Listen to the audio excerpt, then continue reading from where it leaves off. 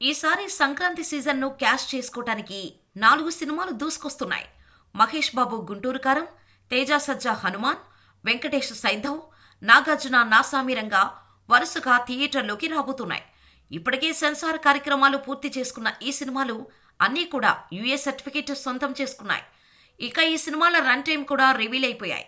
జనవరి 12న release కానున్న గుంటూరు కారం cinema 159 నిమిషాలు అంటే 2 గంటల 39 నిమిషాల రన్ టైంతో థియేటర్లోకి రానుంది.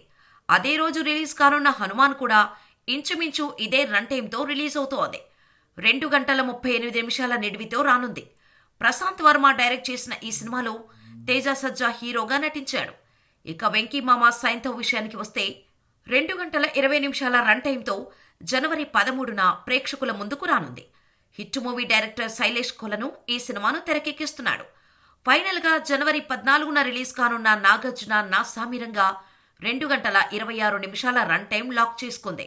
ఈ సినిమాకు కొరియోగ్రాఫర్ విజయ్ బిన్ని దర్శకత్వం వహించాడు.